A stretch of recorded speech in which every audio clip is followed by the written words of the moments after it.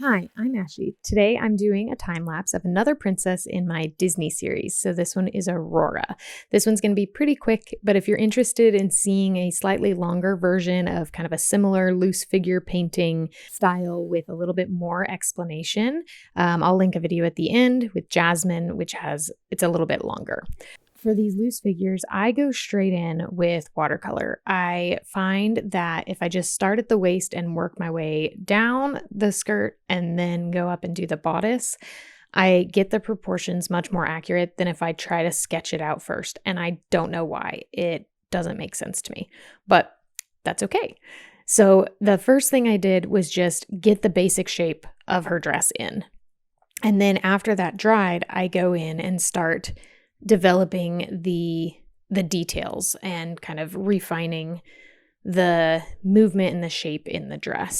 So again, just started at the waist, worked my way down, went over and did basically a wash of darker color on the bodice just to get the contrast between the lighter areas on the dress and the darker areas. And then just going into the skirt and adding shadows in where there's folds in the skirt and just getting some basic variation in values. Just to keep the painting loose and demonstrate movement, I add splatters to one side. So on all of my kind of princess series paintings, I added the splatters on the left side of the figure and then put like a shadow and minimal splattering on the bottom right. And that was just to give the kind of collection a cohesive look. But I really like that splatters and just the movement that it adds to the painting. It's truly my favorite technique in watercolor. It just makes me loosen up immediately and helps me get out of that kind of perfectionism mode. So after I get some basics on the dress done, I go in with the skin tone.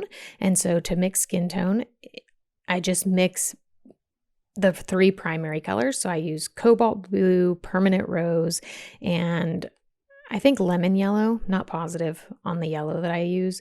But I just mix them and vary it a little bit to get different levels of kind of warm and cool. So for the shadow color on the skin, I go with a more purpley tone, and then the warmer side is more pink or yellow depending on the skin tone.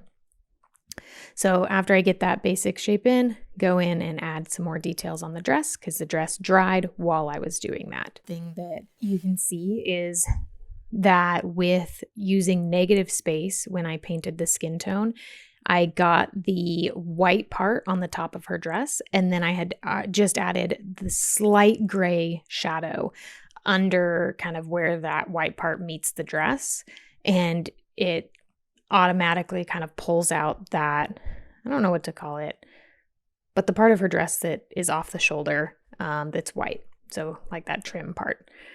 I also use negative space to define the shape of her hair that I am now painting. So again, with just like the dress, I'm going in with just a base color here for her hair and just getting the basic shape down. And then I'll go in and add darker values for the shadow parts of her hair.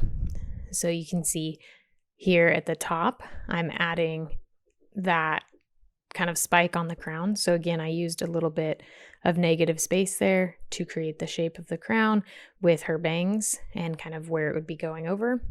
And then when I'm doing these gold accessories, I paint it in and then lift out a highlight. And that's what makes it really look shiny, is having that highlight area. So I didn't use metallic paint or anything. I just used a really warm yellow and lifted out the highlight. So now I'm just kind of adding in those more details here with some shadows to give her hair more kind of depth and dimension.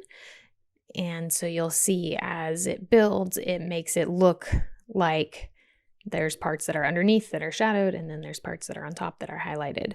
And so creating that contrast in values is really important to create depth and movement and life in your paintings.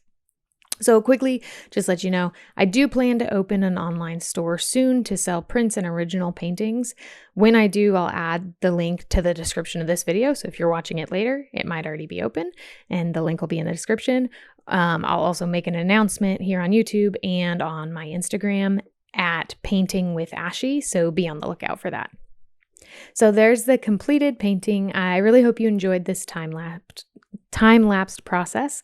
Check out this video of Jasmine if you wanted that more detailed explanation that I talked about, and also check out my channel for even more. Have an awesome day. Thanks. Bye.